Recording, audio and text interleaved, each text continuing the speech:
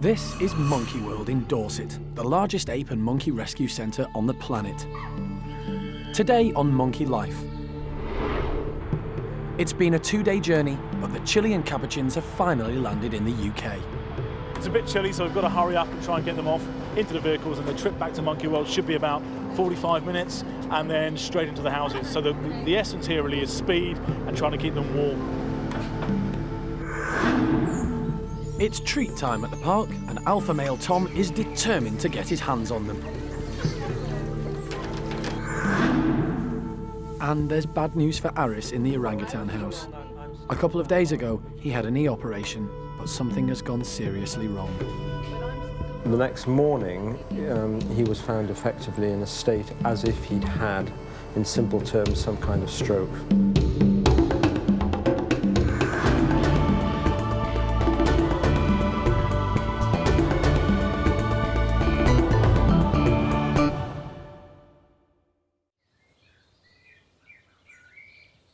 Monkey World has been rescuing primates from all over the globe for 21 years.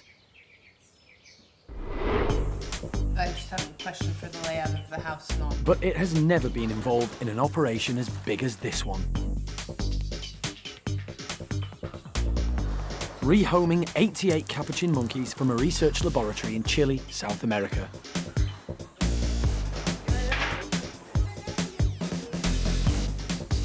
It's been a massive task. But today, after a two-day flight, the capuchins have finally landed in the UK.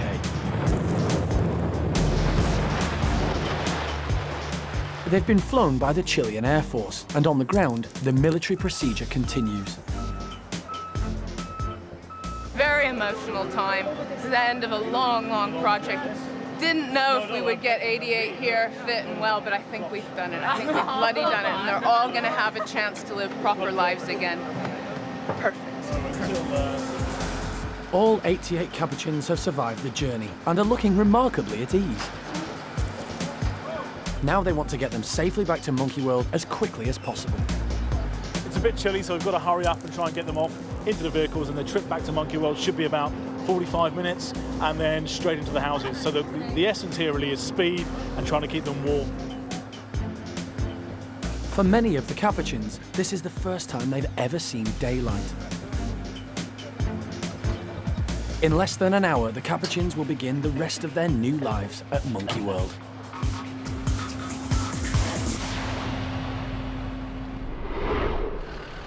Later, the primate care staff finally meet the new residents, and after a lifetime in solitary confinement, they are amazed to discover that some capuchins are showing signs of natural behaviour. This one down here has actually started scent rubbing itself with its onion, which is a behaviour you see in wild capuchins. And it's treat time for the squirrel monkeys. Jelly and ice cream, monkey style. But some still prefer their insects au naturel.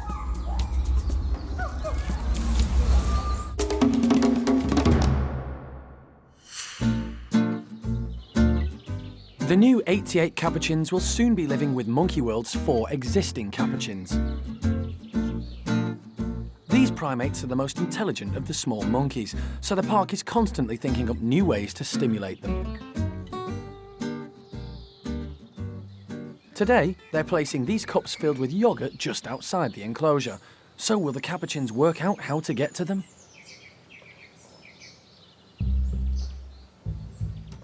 First up, it's the alpha male of the group, Tom. And he's here to show the others just how it's done. Tom loves his food, and nothing is going to stand between him and that yoghurt. Nothing, that is, except for his short, fat arms. Tom is not a happy monkey.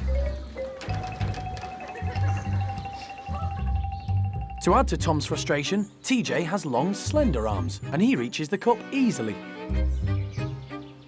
There's only one thing for it. Tom's going to have to confiscate TJ's yoghurt. He is the boss, after all. It's time for Gizmo to have a go. He's the shyest member of the troupe, but he is clever. Capuchins often use sticks as tools in the wild to bring things closer to them, and that's just what Gizmo's doing to bring one of those cups closer. TJ's following Gizmo's lead. He's found a stick that's just the right size. Now he's carefully reshaping it so it's perfect for the job. Tom realises that this is the way to get hold of the yoghurt, and he's found his own stick. Unfortunately, it's a rubbish stick, and he gives up in a strop.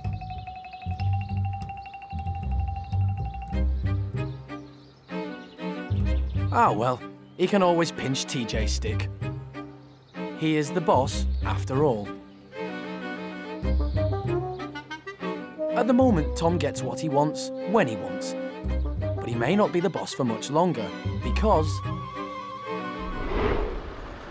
across the park, the 88 capuchins have finally arrived to join him and his little troop.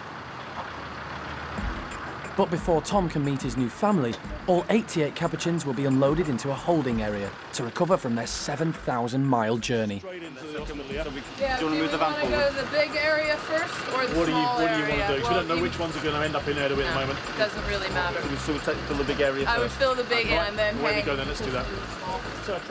The primate care staff have waited a long time for this day, but it has finally arrived. And they are all on hand to unload and look after the vast number of animals.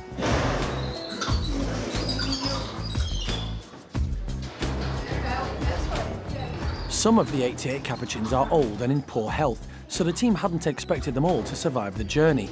But incredibly, they all did. And the primate care staff are impressed with how well they're doing. Yeah, I mean, it's amazing. It's obviously the day we've been waiting for, from plans on a piece of paper to actually them all turning up and they're all alive and well and they're all chirping. They're all just such different characters. So, yeah, it's such an amazing day and it's great that we finally got there.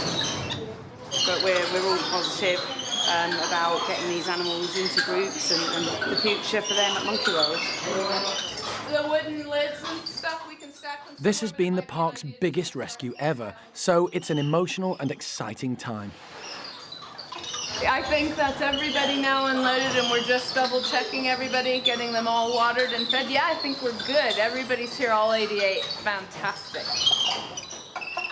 Transporting the capuchins was a mammoth task, and 30-year-old Gorilla needed extra attention throughout the journey because he had surgery for an abscess in his tooth before leaving Chile. The abscess that he had in his tooth that was coming up on his face has actually, over the flight time, erupted out. So it's actually relieved a lot of pressure and let a lot of the pus that was trapped up in his sinus, it's let it out. So actually he's healing up really well. He's feeling a lot more comfortable and, as you can see, a lot more perky. So really pleased, he's made the journey really well. He's an old boy. At 30 years old, he's only got probably another 5 to 8 years left in him, really. And, you know, he's taken the journey really, really quite well. It's taken the team 3 hours to unload and feed all 88 capuchins. They'll be left here overnight to settle, and in the morning they'll be split into 2 groups. Although they could see one another in the laboratory, the majority of them never made physical contact. So integrating them into social groups is going to be a big challenge. Some of these individuals are just going to take like a duck to water, being with others of their own kind and perhaps getting a more natural environment here at the park, and others are just going to be so shot away from what's happened to them over their lifetime that there's not going to be a lot of hope for them. So we'll just have to wait and see how each individual pans out. But that's why we took the 88. We wanted to give everybody an opportunity to have a good life and a more natural life. Despite their unnatural backgrounds, amazingly, some of the monkeys are showing natural behaviour. This one down here has actually started scent rubbing itself with its onion, which is a behaviour you see in wild capuchins, and we're sort of encouraging the 4 capuchins we've got here.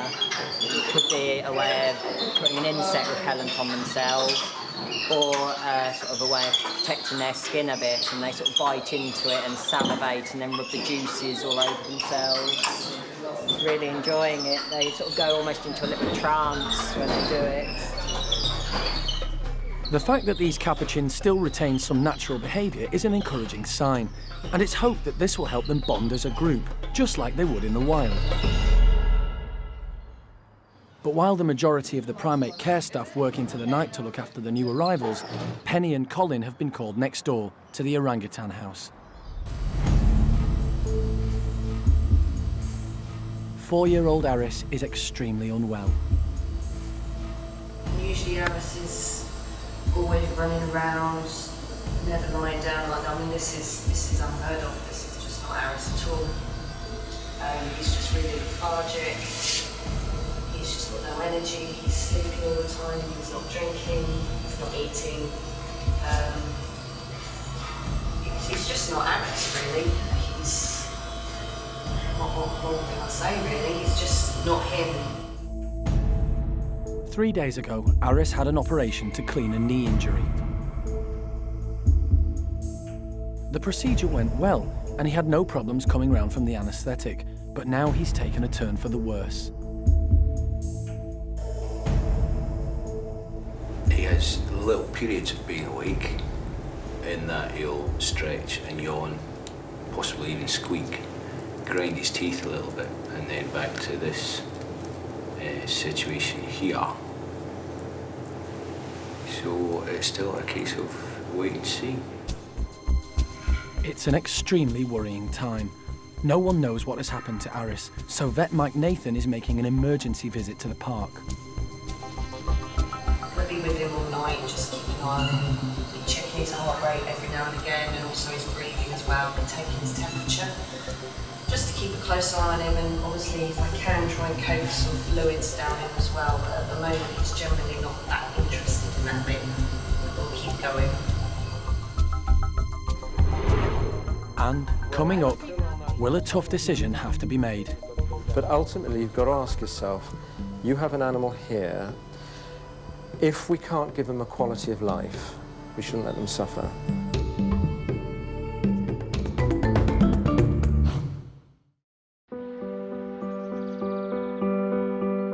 At Monkey World Rescue Centre, orangutan Aris is seriously unwell. Vet Mike Nathan has been urgently called in. Well, he recovered, as far as I'm aware, well from the operation. He was a bit doddery in the late evening, and the next morning he was found effectively in a state as if he'd had, in simple terms, some kind of stroke.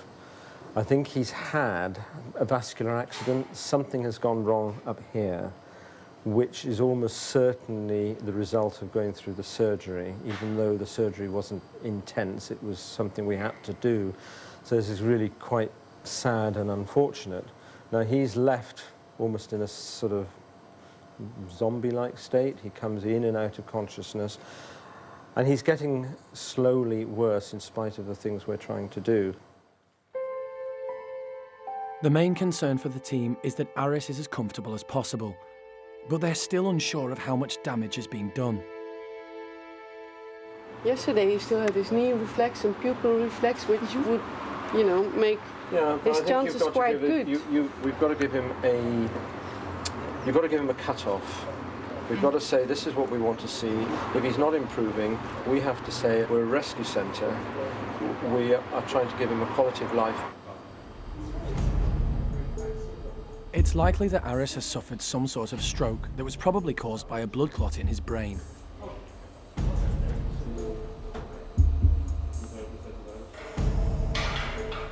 He's having problems swallowing, but it's crucial he's kept hydrated. He's been put on a drip and Penny is wetting his mouth. We'll dribble it out, but basically it's to just try and make that mouth feel more comfortable for him. He's not going to take anything properly because he's swallowing and then choking a little bit, but she's going to do some physio with him and try and keep that moving, and we've just shown her the sorts of things you can do, and I think he's better sitting up than lying out flat. If he does lie out flat, you've got to change his position all the time because he'll get fluid then collecting in different parts of his lung, which won't make him a comfortable boy at all.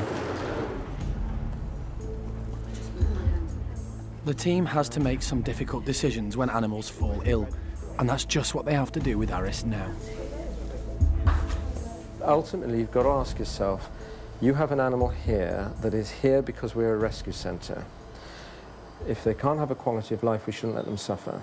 And I don't know when if he comes out of this, whether he's going to be brain damaged. If he were human, you'd be giving him time and time again, and you'd be, going for things, because you can put us through all those things, and people will look at that quality of life and say, well, okay, he's going to be confined to a wheelchair or whatever, but we've still got our mental intellect with luck. If he doesn't even have that ability, what are we doing to him? And I've also got to think that the staff here, they know these animals individually. It matters to them what the quality of life is going to be, and none of us want to see an animal who has no quality of life. This has come about after a routine operation, and it's a shock to everyone. I'm upset that it's happened. We were very happy with how it had all gone, how we'd all handled it. We went into it for the right reasons. Never happened to us before. I've never seen it in my veterinary career, but you hear about it, it happens. And I don't think that we've done anything incorrectly. So it's very, very sad. Aris is on medication to try and stabilise his condition. A blood test will also be sent to the lab to monitor his progress. And later, the results of the blood tests are back. How low is it? But is there any hope for Aris?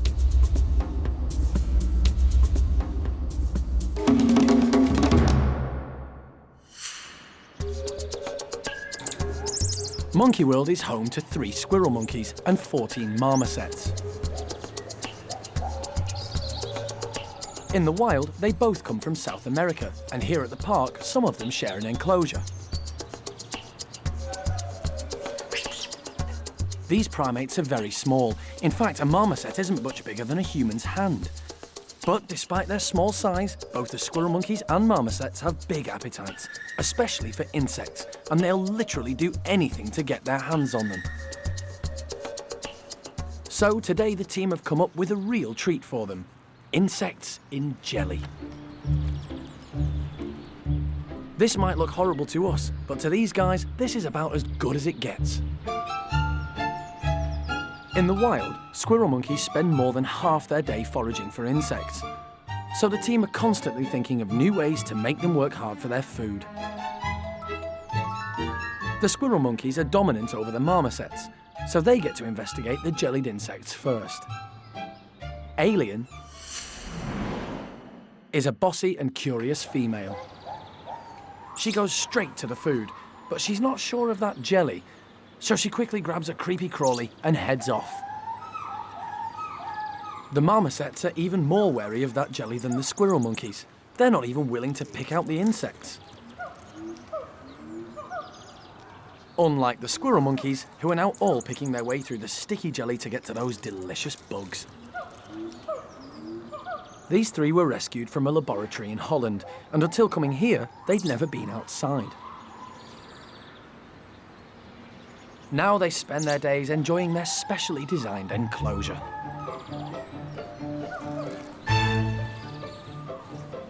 It's been planted to attract insects. A squirrel monkey extravaganza. Here they can live and forage as naturally as possible. And even if bugs in jelly is not quite to their liking, it is interesting, and the insects still taste great.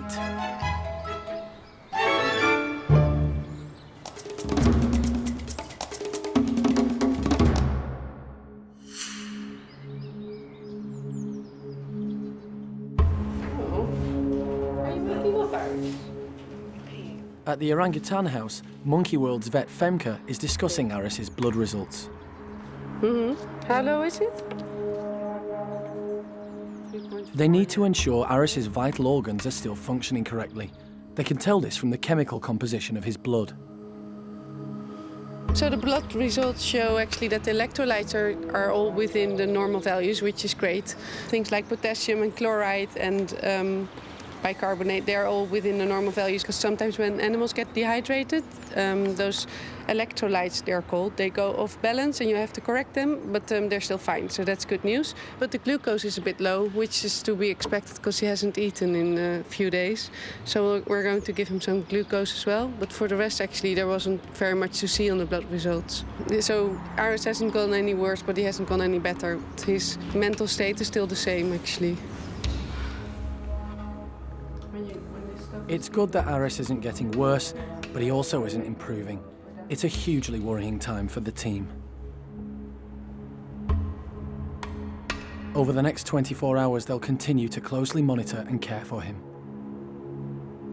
Just a question of maintaining him for the time being until we decide whether he's getting worse or if he's showing any sign of getting better. Any sign of getting better is a positive. If he's just staying as he is, if he's getting worse, it's not going to be fair, and we'll let him go. All right, so fingers crossed. Come on. Come on, Missy. Can't lose you. You've got one of the biggest characters